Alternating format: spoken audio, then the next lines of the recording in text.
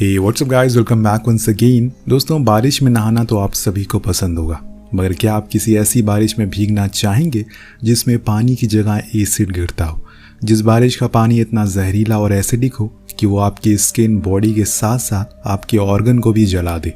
हमारी आज की कहानी हमें एक ऐसी दुनिया में ले जाती है जहाँ बहुत ज़्यादा पोल्यूशन बढ़ जाने के कारण इन्वायरमेंट में इतनी गर्मी हो गई है और इसी वजह से वहाँ शुरू हो जाती है एसिड रेन। नॉर्मली जो बारिश होती है उसमें कुछ अमाउंट में एसिड होता है, मगर वो हम पर इतना ज़्यादा असर नहीं करता। फिलहाल उस जगह की कंडीशन क्या ही होगी जहाँ आसमान से एसिड गिरता हो। इसी बीच एक फैमिली जो एकदम बिखरी हुई है वो कैसे साथ में आती है और इस मुसीबत का सामना करती है, ये हम इस कहानी में जानेंगे। कहानी की शुरुआत में हम माइकल नाम के आदमी को देखते हैं जो कैरिन नाम की एक लड़की से मिलने आया है। कैरिन एक विडो है जिसके पति की डेथ काफ़ी पहले हो चुकी है। यहाँ माइकल देखता है कि कैरिन का पैर टूटा हुआ है। दरअसल वो एक फैक्ट्री में काम करती है जहाँ एक हादसा हो जाने की वजह से उसकी ये हालत हो गई। हमें पता चलता है कि माइकल उससे बेहद प्यार करता है, हालांकि उसकी शादी ऑलरेडी हो चुकी है अलीसा से और उन दोनों की सलमा नाम की बेटी भी है। मगर अब माइकल सिर्फ कैरिन और सलमा से ही प्यार करता है। सलमा अपने माता पिता के अलग होने से काफ़ी दुखी थी, मगर वो उसमें कर भी क्या सकती। वो एक बोर्डिंग स्कूल में पढ़ाई करती है जहाँ एक दिन वो हॉर्स राइडिंग के लिए स्कूल के अस्तबल में अपने हॉर्स के पास होती है। तभी वहाँ कुछ लड़कियाँ एक वीडियो क्लिप जिसमें माइकल होता है उसे देखकर चीप बातें कर रही थी, जिसे सुनकर सलमा को बहुत गुस्सा आता है और वो एक हॉर्स की पोटी ज़बरदस्ती उस लड़की को खिलाने लगती है। असल में ये रिकॉर्डिंग तब की है जब फ्रांस की एक फैक्ट्री में कुछ वर्कर इंसाफ पाने के लिए प्रोटेस्ट कर रहे थे, क्योंकि फैक्ट्री में एक हादसा होने के कारण बहुत सारे लोग घायल हो गए, जिनमें से एक थी कैरिन। अब क्योंकि उस फैक्ट्री का मालिक उस हादसे की जिम्मेदारी लेने से मना कर रहा था, इसीलिए वो वर्कर वहाँ हाथापाई करने लगते हैं और इसी बीच उनका कोई वीडियो बना लेता है। उन वर्कर में एक माइकल भी था जो कैरिन को इंसाफ दिलाने के लिए लड़ रहा था। अब वही वीडियो सलमा के दोस्त देख रहे थे। खैर, तब पुलिस ने वहां आकर सभी वर्कर को अरेस्ट कर लिया। अब क्योंकि उन वर्कर में सबसे ज़्यादा एग्रेसिव माइकल था, इसीलिए उन्होंने माइकल को छोड़ तो दिया, मगर उसके पैर पर एक डिवाइस लगा दिया, जिसके चलते वो 4 महीने तक शहर की सीमा से बाहर नहीं जा सकता। दूसरी तरफ हम देखते हैं कि कैरिन को उसके पैर के ऑपरेशन के लिए अगले दिन हॉस्पिटल में एडमिट कर लिया जाता है, जहां माइकल उसे छोड़ने जाता है। इधर सलमा के स्कूल में उसकी इस हरकत के बाद वहां के प्रिंसिपल उसकी मॉम एलिसा को और उसके मामा ब्राइस को स्कूल में बुलाते हैं। एलिसा जब स्कूल में आ रही होती है तो उसे वेदर फॉरकास्टिंग की रिपोर्ट से पता चलता है कि पूरी दुनिया में मौसम बहुत बुरी तरह से खराब हो रहा है। सब तरफ गर्मी बढ़ती जा रही है और कई जगहों पर एसिड रेन होना शुरू हो गई है। ये एक बड़े पैमाने पर खतरे का संकेत था, मगर एलिसा स्कूल में अचानक बुलाए जाने पर इन चीज़ों पर ज़्यादा ध्यान नहीं देती और ब्राइस के साथ प्रिंसिपल ऑफिस की तरफ जाती है। प्रिंसिपल ऑफिस में सलमा और उसके गार्जियन को सारी बातें बताता है और कहता है कि सलमा ने जिस लड़की के साथ बदतमीजी की वो इस वक्त हॉस्पिटल में है। वो इन्हें यह भी बताता है कि माइकल के द्वारा किए गए कारनामों की वजह से स्कूल के बाकी पेरेंट्स सलमा के यहाँ पढ़ने पर ऑब्जेक्शन कर रहे हैं, मगर वो सिर्फ ब्राइस से अपनी दोस्ती के चलते ये सब कर रहा है। मगर सलमा के बर्ताव अगर ठीक नहीं हुआ तो वो शायद स्कूल में और नहीं पढ़ पाएगी।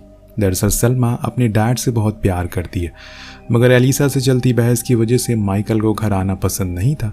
वैसे भी वो अब कैरिन से प्यार करता है। अब यहाँ एलिस अपनी बेटी के साथ घर आ जाती है। वो नोटिस करती है कि बढ़ते टेम्परेचर की वजह से सभी पेड़ पौधे सूख रहे हैं। वो सलमा से बात करने की कोशिश करती है, मगर वो किसी भी बात का कोई जवाब नहीं देती है और माइकल से मिलने के लिए कहती है।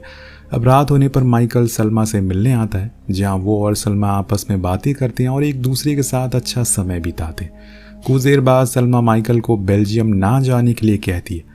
दरअसल अभी तक कैरिन और माइकल एक ही फैक्ट्री में काम किया करते थे, मगर अब क्योंकि कैरिन की तबीयत खराब है, इसीलिए वो अपने घर बेल्जियम शिफ्ट हो रही है, जहाँ माइकल भी उसके साथ जा रहा है। लेकिन सलमा अपने डैड से दूर नहीं होना चाहती, मगर वो कहता है कि जब उसका बुरा वक्त चल रहा था वो उसकी किसी ने भी मदद नहीं की। उस वक्त कैरिन ने ही उसकी मदद की, जिसे उसे सहारा दिया, इसीलिए अब माइकल भी उसे अकेला नहीं छोड़ सकता।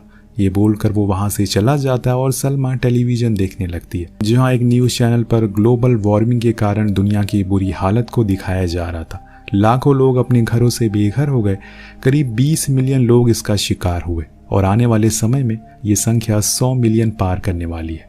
इसका असर सबसे पहले जानवरों पर होता ऐसा बताया जा रहा था।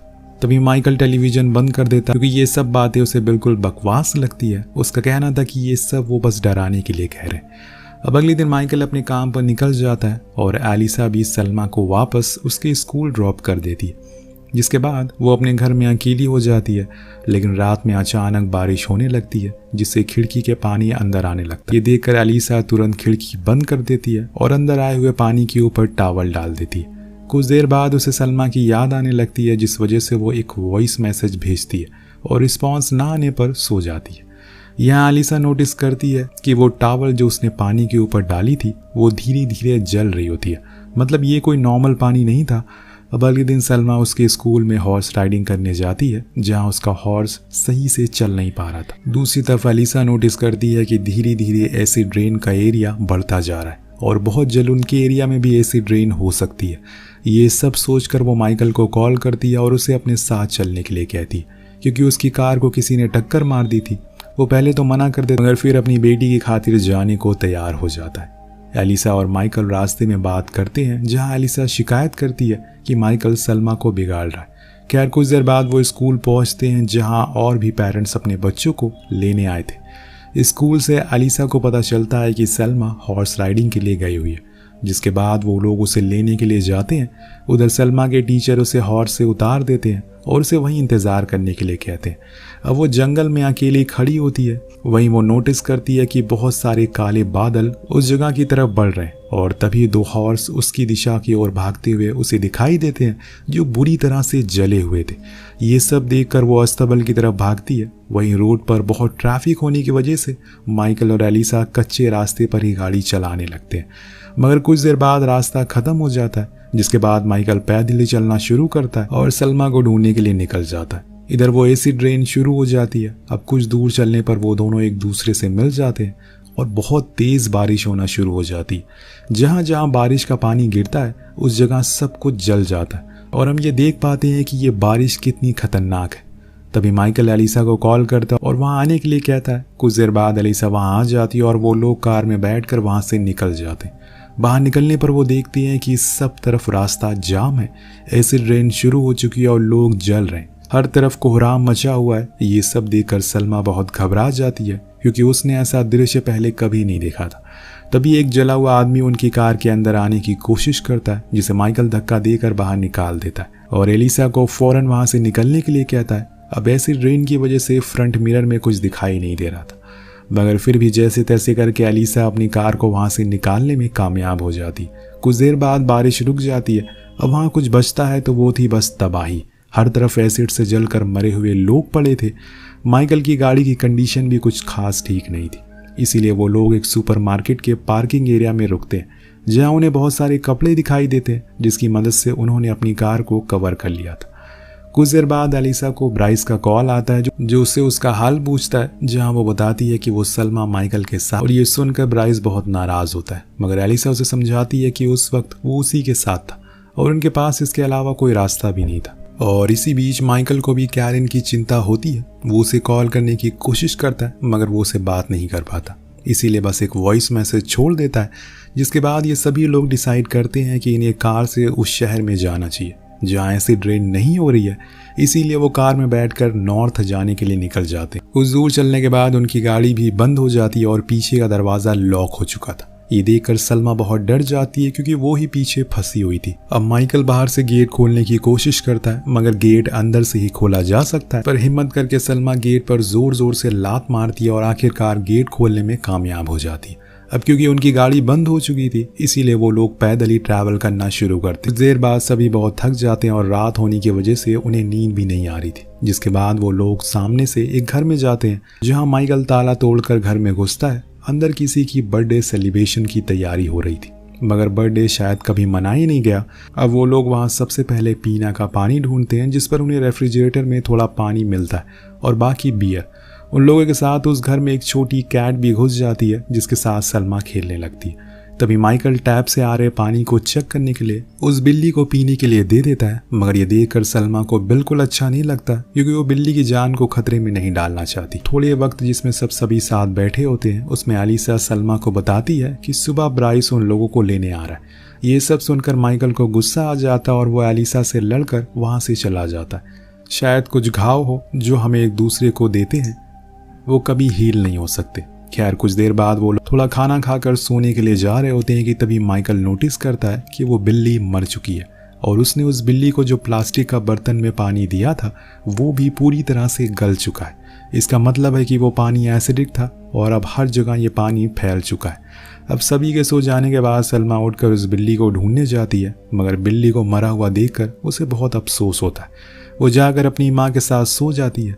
उसी रात माइकल कैरन से बात करता है जो उसे बताती है कि वो बिल्कुल सुरक्षित है और वो चाहती है कि माइकल भी जल्द ही उसके पास आ जाए, जिसके बाद नेटवर्क इश्यू होने की वजह से उनकी ज़्यादा बात नहीं हो पाती। सुबह होने पर वो सभी पैदल ही ब्राइस की बताई हुई जगह पर जाने लगते हैं। उनके साथ और भी लोग थे वहाँ।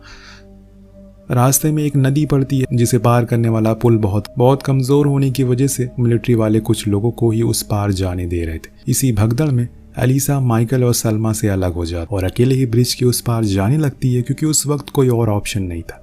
मगर जैसे ही एलिसा ब्रिज के सेंटर में पहुंचती है वो ब्रिज टूटने लगता है और सभी लोग वापस भागने लगते हैं। इसी भागा दौड़ी में ब्रिज की रेलिंग टूट जाती है और एलिसा पानी में गिर जाती है। ये देखकर सलमा पागलों की तरह चिल्लाने लगती है। अब जो कि वो पानी एसिडिक होता है, इस वजह से एलिसा की बॉडी बुरी तरह से जल जाती है। वो नदी के पार आने की कोशिश करती है, मगर बीच रास्ते में ही उसका शरीर उसका साथ छोड़ देता है और वो नदी में बहती चली जाती है। सलमा अपनी माँ की मदद करने जाती है, मगर तब तक बहुत देर हो चुकी थी और उसकी आंखों के सामने ही उसकी माँ की मौत हो जाती है। वो वहीं बैठकर रोने लगती है। एलिसा की मौत से दोनों बहुत ही ज़्यादा दुखी होते हैं। इन सब के बाद वो लोग बाकी सर्वाइवर के साथ बैठे होते हैं। माइकल एक बार फिर कैरन को कॉल करता और उसे एलिसा की मौत के बारे में बताता। कैरन उसे बताती है कि उसे अब दूसरे हॉस्पिटल में शिफ्ट किया जा रहा है, जिसके बाद माइकल भी वहां जाने की सोचता है क्योंकि ब्राइस कॉल रिसीव नहीं कर रहा था। जब वो सलमा के हाथ में एक रेड ब्रेसलेट पहनाता है तो सलमा पूछती है कि क्यों हम अंकल ब्रीस के पास नहीं जा रहे, जिस पर माइकल कहता है कि वो कॉल नहीं उठा रहा, इसीलिए अब वो लोग कैरन के पास जा रहे हैं। इसके बाद वो सभी लोग कैरन के हॉस्पिटल जाने के लिए एक ट्रक में बैठ जाते हैं, जहाँ बाकी फैमिलीज़ को देखकर सलमा को अपनी माँ की याद आती है। कुछ दूर चलने के बाद ट्रक रुक जाता है क्योंकि रोड ब्लॉक होने की वजह से अब उन्हें आगे का सफ़र पैदल तय करना होगा। वो सभी लोग पैदल जाने लगते हैं कि तभी एक बार फिर आसमान में काले बादल घिर जाते हैं, जिसकी वजह से मिलिट्री सोल्जर लोगों को रेड स्मोक दिखाकर जल्दी आने के लिए कहते हैं। मगर सलमा के पैर अब जवाब दे चुके हैं, जिसकी वजह से वो और चल नहीं पा रही थी। इसी बीच एसिड ड्रेन होना शुरू हो जाती है। उसे बचते हुए वो लोग बाकी लोगों से बिछड़ जाते हैं और एक टनल में घुस जाते हैं, जिसकी दूसरी तरफ निकलने पर बारिश नहीं हो रही थी। अब सलमा और माइकल काफ़ी दूर चलते रहते हैं, जिसके बाद अचानक माइकल बेहोश होकर गिर जाता है, जिस पर सलमा मदद के लिए इधर उधर पुकारती है। वो बिल्कुल अकेली पड़ चुकी थी।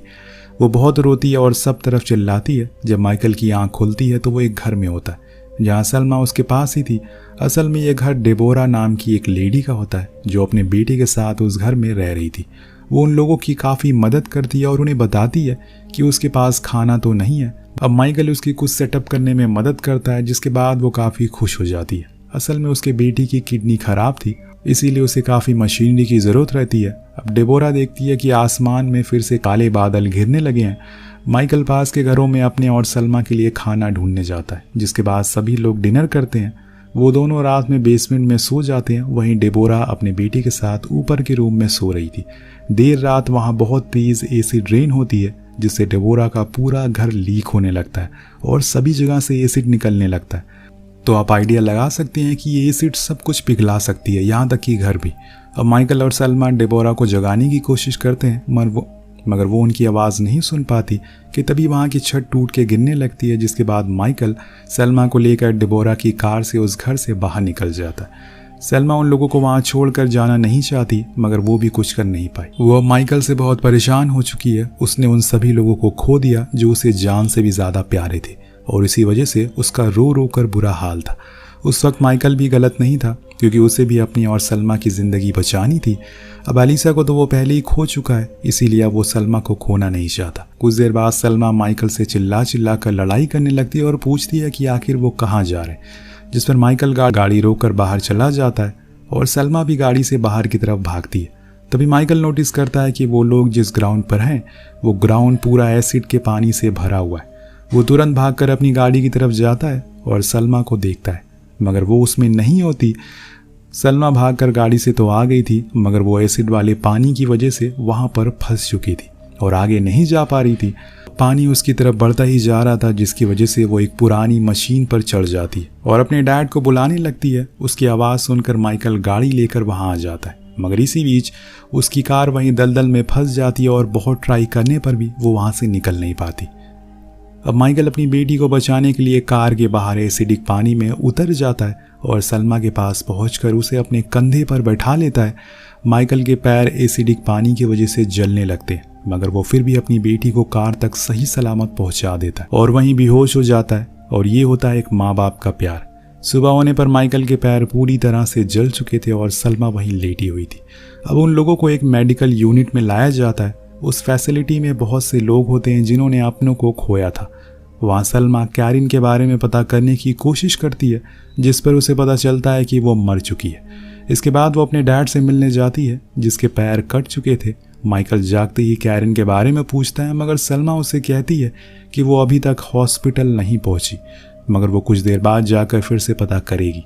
जिसके बाद वो माइकल के पास बैठकर रोने लगती है और इसी के साथ ये कहानी यहीं ख़त्म हो जाती है। दोस्तों, ये कहानी हमारे आने वाले कल को दिखाती है, हमारे फ्यूचर को दिखाती है। जिस तरह से हम अपनी पृथ्वी को बर्बाद कर रहे हैं, वो दिन दूर नहीं है जब हमारे यहाँ भी एसिड ड्रेन होगी और फिर बचने का कोई जगह नहीं होगी, ना ही कोई घर होगा, ना ही कोई टनल होगा। जिस तरह से हम पेड़ों को काट रहे हैं, हमें उन्हें रोकना होगा, ग्लोबल वार्मिंग को कम करना होगा। वेल, आपको क्या लगता है कि कैसे हम अपनी पृथ्वी को ग्लोबल वार्मिंग से बचा सकते हैं? नीचे कॉमेंट करके ज़रूर बताएगा। मिलते हैं अगली वीडियो में। Thank you so much watching. Peace out.